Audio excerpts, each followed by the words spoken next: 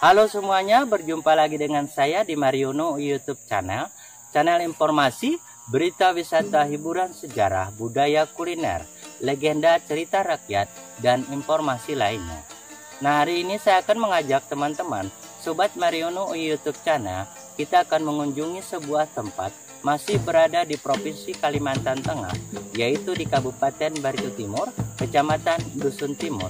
Kita akan mengunjungi sebuah desa yang berjarak 6 km dari ibu kota Kabupaten Barito Timur atau Kota Tamiang Layang. Desa yang kita tuju adalah Desa Jaar. Nah, di Desa Jaar terdapat salah satu cagar budaya yang merupakan tempat atau makam seorang putri yang sangat cantik dan memiliki rambut yang sangat panjang. Putri ini bernama dengan Putri Mayang yang merupakan keturunan Banjar dan anak seorang Raja Banjar yang bernama Raja Matahabang atau Raja Mata Merah atau Raja Suryansah. Nah, bagaimana sehingga Putri Mayang bisa tinggal berada di Kalimantan Tengah, tepatnya di Kabupaten Barito Timur, Kecamatan Dusun Timur, di Desa Jaar? Erat kaitannya dengan dua orang tokoh dari Kalimantan Tengah yang sangat melegenda yang bernama Uria Mapas dan Uria Rinyam. Mau tahu ceritanya? Ikuti perjalanan saya hari ini. Kita akan menggali informasi tentang Putri Mayang, Raja Matahabang, dan juga Uria Mapas dan Uria Rinyam. Itu jual apa, Ibu? Sayur. Oh, sayur. Ya sayur ya wadah tadi. Oh, ngono tuh. Dari sini-sini juga? Oh, dari yang. Oh, gitu. Udah mau habis? Udah mau habis sayurnya? Oh. Ya udah, Bu. Lanjut. Nggih, nggih.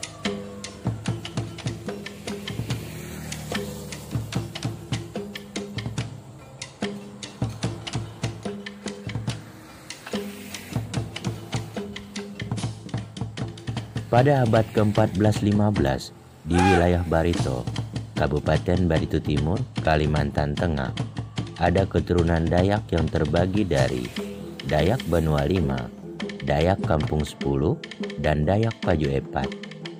Di antara keturunan Dayak tersebut, ada garis keturunan yang disebut Uria. Uria merupakan kata lain dari istilah orang Dayak Maanyan, yakni orang kaya atau terhormat. Garis Uria tersebut tidak jatuh pada keturunan Dayak Kampung 10, Dayak Lawangan, dan Dayak Paju Epat, melainkan hanya pada Dayak Banua Lima. Dan keturunan Uria terbagi dua, yang terdiri dari Dayak Banua Lima yang bernama Uria Mapas dan Uria Rinyan.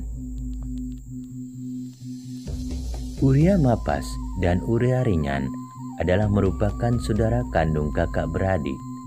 Keduanya hidup akur, rukun, dan damai hingga pada suatu saat atau suatu hari terjadi perselisihan pendapat dan paham kepercayaan masalah anutan dalam adat yang merupakan adat Kaharingan, hingga Uria Rinyan yang merupakan adik Uria Mapas bermukim di wilayah kampung daerah Dayak Paju 10 yang sekarang adalah wilayah Desa Dayu, Kecamatan Karusen Janang, dengan membawa adat istiadat, kepercayaan, walaupun ada beberapa benda pusaka yang sama dan kesamaan adat seperti abe dan batu maruken. Setelah tinggal dan bermukim di kampung Dayu, Uria Rinyan, sementara Uria Mapas tinggal dan menetap di wilayah Dayak Banua Lima. Uria Rinyan tumbuh besar dan memiliki wajah rupawan serta tampan. Hingga suatu saat, Uria Rinyan memutuskan untuk merantau ke wilayah Kayutangi atau Kerajaan Banjar yang sekarang disebut Kota Banjarmasin, Provinsi Kalimantan Selatan, dan akhirnya bekerja di kerajaan, yaitu Kerajaan Banjar, dan hingga Uriaringan dipercayakan oleh Raja Banjar, Sultan Suryansa, sebagai pembantu atau pengawal kerajaan Banjar, dan segala kepengurusan kerajaan Banjar dipercayakan kepada Uriaringan. Ini karena pengabdian Uriaringan yang setia kepada Raja Banjar. Namun, kepercayaan Raja Banjar yang memiliki panggilan Raja Matahabang atau Raja Mata Merah kepada Uriaringan buyar seketika karena mengetahui istrinya Ratu Galuh memiliki hubungan khusus dengan Uriaringan.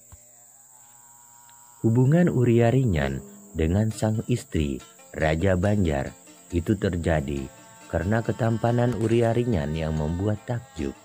Sedangkan Uriaringan sendiri tidak bisa menahan diri karena sering datang godaan-godaan dari istri Raja Matahabang. Sultan Suryansa yang dikenal sebagai Raja Matahabang sering berpergian ke berbagai wilayah kerajaan di hulu sungai Barito yang sekarang disebut Muara Teweh, Kabupaten Barito Utara, dan Puruk Jauh, Kabupaten Murung Raya, untuk urusan kerajaan. Karena sering berpergian dan meninggalkan istrinya di kerajaan, terciptalah kesempatan antara Uriaringan dan Ratu Galuh Banjar, istri Raja Suryansa, dan sering bertemu berdua sehingga membuat hubungan Uriaringan dan istri Raja Suryansa semakin kian erat. Hingga suatu hari Uriaringan mendapat kabar bahwa Raja Banjar, Sultan Suryansa, pulang dari Puruk Jauh kembali ke istana kerajaan Banjar yang dipimpinnya. Mendengar kepulangan sang Raja Banjar, Uriaringan pun berencana dan bertolak pulang ke Kampung Dayu, di mana tempat Uriaringan tumbuh dan besar. Pada saat perjalanan pulang, sesampainya di Sungai Baritu, wilayah hulu Sungai Marabahan, Kalimantan Selatan, Uriaringan berpapasan dengan sang Raja Banjar, Sultan Suryansa, dan saling berjabat tangan.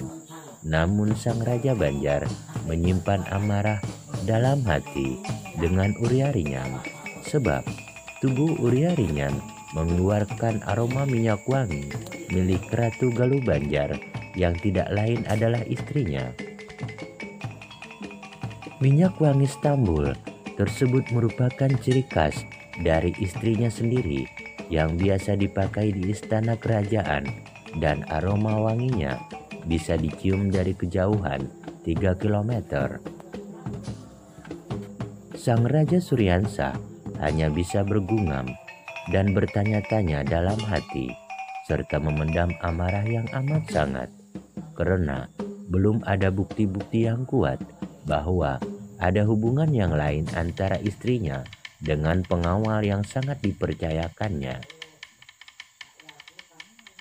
Setibanya di istana kerajaan Banjar, sang raja akhirnya memanggil istrinya untuk berkata dan sejujur-jujurnya dan berterus terang kepadanya mengapa aroma minyak wangi Stambul yang biasa digunakan istrinya di istana Banjar bisa melekat di tubuh Uriaringan, sang pengawal kerajaan kepercayaannya itu.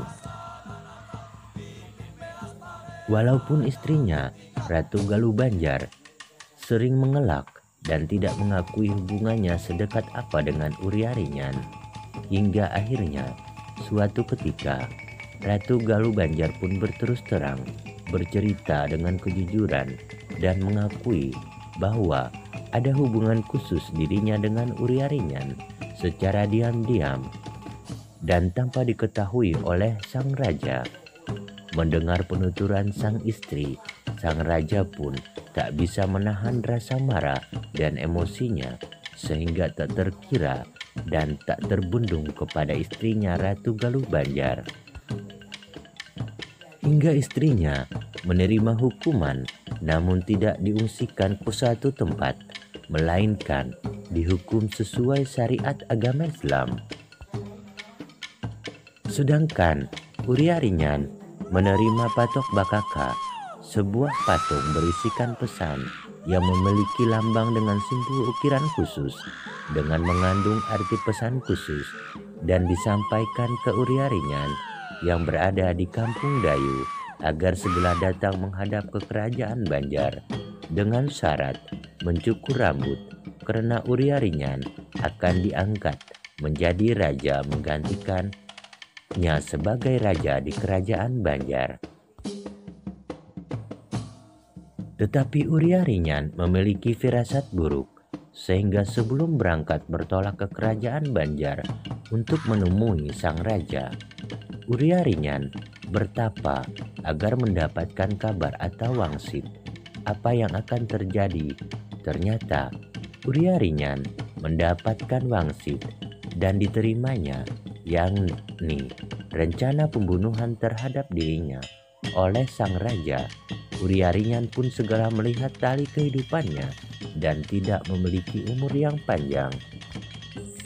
Uriaringan pun memutuskan kembali ke kerajaan Banjar untuk menghadap, tetapi Uriaringan pun meminta temannya sebanyak 9 orang untuk menemaninya berangkat ke kerajaan Banjar. Sesampainya Uriaringan di kerajaan Banjar dan menghadap sang raja, tapi ke-9 temannya tidak diizinkan masuk ke dalam kerajaan, melainkan diminta menginap di luar kerajaan. Setelah 3 hari, tidak ada kabar berita Uriaringan. Teman-temannya pun masuk ke dalam kerajaan, menanyakan kabar keberadaan Uriaringan. Hasilnya, kerajaan Banjar menyampaikan informasi bahwa Uriaringan sudah tidak ada lagi di kerajaan dan keberadaannya juga tidak diketahui. Melihat ada kejanggalan, ke-9 teman Uriaringan akhirnya pulang kembali ke kampung halaman dan melaporkan kejadian itu kepada kakak kandung Uriaringan, yaitu Uria Mapas, yang tinggal di sebuah kampung, Sangarasi, Lubuk Kajang, yang terdapat sungai besar kala itu. Kini menjadi Desa Jaar, Kecamatan Dusun Timur, Kabupaten Barito Timur, Kalimantan Tengah, dan melaporkan kejadian yang terjadi terhadap Uriaringan ke Uria Mapas. Tidak enak mendengar kabar tentang adiknya yang disampaikan teman-teman Uriaringan. Uria Mapas pun melakukan pertapaan dan berkomunikasi dengan teman-teman gaibnya. Dan dalam pertapaan tersebut, teman-teman gaibnya mengatakan bahwa adiknya, Uriaringan, telah dibunuh oleh kerajaan Banjar dengan kepala dipancung. Mendengar hal tersebut, Uria Mapas melakukan ritual untuk membalaskan dendam dengan berperang ke kerajaan Banjar. Namun sebelum berangkat bertolak menuju kerajaan Banjar, Uria Mapas mengirimkan pesan Patok Bakaka kepada kerajaan Banjar dengan isi pesan bahwa dirinya, Uria Mapas, kakak kandung Uriaringan, akan menuntut balas dendam dengan sadis dan brutal, mahamuk bahasa Banjar, dengan mengajak perang besar melawan kerajaan Banjar seorang diri. Uria Mapas berangkat membawa senjata berupa sepucuk mandau yang bernama Lansar Teumea, yang artinya haus akan darah dan lapar akan daging, dan juga membawa senjata yaitu sebatang halu berupa kayu penumbuk padi. Dengan berangkat mengikuti alur sungai Tabalung yang tembus ke sungai Banjar, sekarang sungai Martapura, dengan menggunakan kumpai, yaitu rumput yang tumbuh di sungai yang dibuat menjadi rakit sebagai perahu dan menaikinya. Uria Mapas bertekad di mana rakit yang dinaikinya tertambat. Disitulah Uria Mapas memulai amukan perang dan menghabisi siapa yang ada di hadapannya dan menuntut balas atas kematian adiknya. Sehingga suatu ketika dalam perjalanan, rakitnya sangkut di sebuah rawai. Rawai yang merupakan alat untuk mencari ikan berupa pancing yang direntangkan pada tali. Tepatnya di daerah Hulu Marabahan, sekarang Marabahan. Hingga disitulah Uria Mapas memulai amukan dan berperang dengan menghabisi lebih dari separuh warga kerajaan Bakumpai, salah satu daerah kekuasaan milik kerajaan Banjar. Melihat amukan Uria Mapas di tempat tersebut, akhirnya kerajaan Bakumpai mengirimkan pesan kepada Raja Suryansa di kerajaan Banjar bahwa warga kerajaan Bakumpai tidak mampu untuk menghadapi amukan Uria Mapas, sang kakak Uriaringan. Pesan itu pun diterima oleh Raja Banjar di kerajaan Banjar, dan akhirnya tidak begitu lama kerajaan Banjar pun mengirim pesan kepada kerajaan Bakumpai dengan sebuah patok bakaka yang merupakan pesan perdamaian kepada Uria Mapas.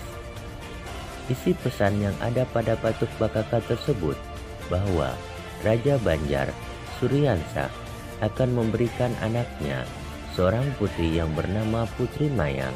Dalam kesalahpahaman, Raja Suryansa membunuh saudara Uria Mapas yang bernama Uriaringan, yaitu pemimpin di wilayah Adilawang yang sekarang bernama Desa Dayu. Akibatnya, Sultan Suryansa terkena denda adat Bali, yaitu selain membayar sejumlah barang adat, juga diwajibkan untuk menyerahkan anaknya sebagai ganti orang yang dibunuhnya dan sebagai pengganti adiknya Uria Mapas yang tewas di tangan kerajaan Banjar. Uria Mapas menerima perdamaian dari Raja Banjar tersebut dan hidup bersama dengan Putri Mayang sebagai kakak beradik, tinggal di kampung Sangarasi. Uria Mapas sangat menyayangi adik perempuannya yang cantik dengan penuh kasih sayang. Putri Mayang menurut sejarah lisan orang Dayak Ma'anyan yang adalah putri Sultan Suryansa yang bergelar penambahan Batu Habang dari istri keduanya yang bernama Nurhayati. Putri Mayang dilahirkan di Keraton Peristirahatan Kayutangi pada tanggal 13 Juni 1858 yang dalam penanggalan Dayak Ma'anyan disebut bulan Kasawalas Paras Kajang Mamai. Sedangkan Nurhayati sendiri menurut tradisi lisan orang Dayak Ma'anyan adalah perempuan Ma'anyan, cucu dari Lambai Lamia, tokoh Mobalik suku Dayak Ma'anyan. Dalam tradisi Dayak Ma'anyan, Putri Mayang diceritakan sebagai perempuan berparas cantik dan berambut panjang. Jika sang putri mandi sampai di rumahnya, usai mandi di Sungai Lubuk Kajang, maka rambutnya masih berada di sungai tersebut karena sangat panjang.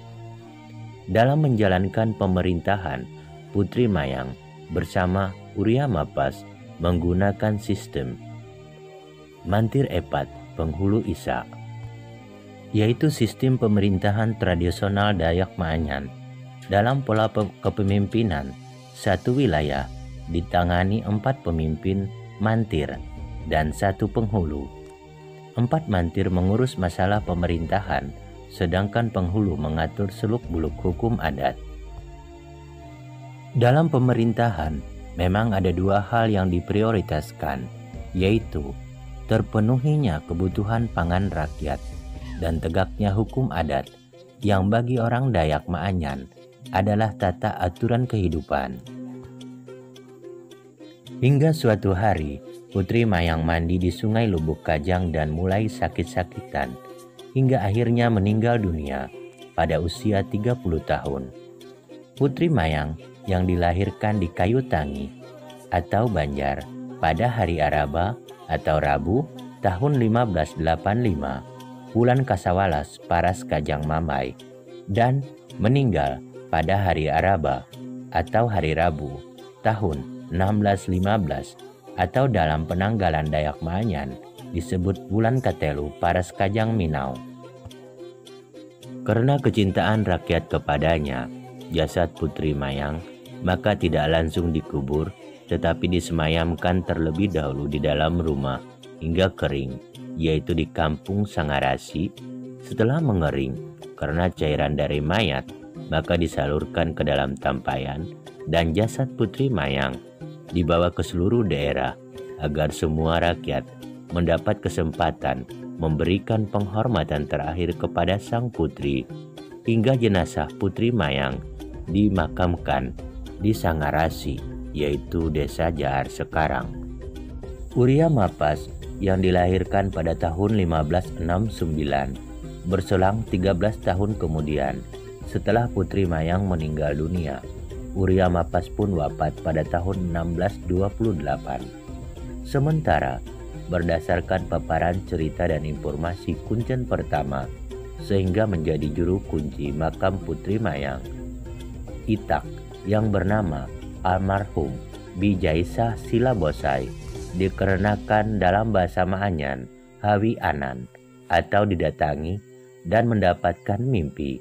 Di dalam mimpi tersebut, almarhum didatangi rombongan Putri Mayang meminta supaya tempat atau makam Putri Mayang yang semulanya di sekitar ditumbuhi hutan lebat agar tempat mereka dipelihara, sehingga pada 1 Maret 1973 makam tersebut diurus oleh almarhum Bi Jaisah Silabosai dan diceritakan kepada anaknya bernama Kurmis Bosai dan Haniah Bosai, dan juru kunci penerus kedua yaitu Mama Uci di Desa Jaar. Wafatnya Uria Mapas memang ada berbentuk nisan atau makam, dan kala itu menurut penuturan bahwa badan atau tubuh jasad Uria Mapas menghilang. Dijelaskan juga oleh juru kunci makam Putri Mayang bahwa penziarah yang datang ke makam Putri Mayang banyak berdatangan dari berbagai macam daerah seperti daerah Kalimantan Selatan, Kalimantan Tengah, bahkan penziarah dari tanah Jawa, dikarenakan penziarah yang datang bernasar atau berniat dengan tulus di makam Putri Mayang banyak yang terkabul.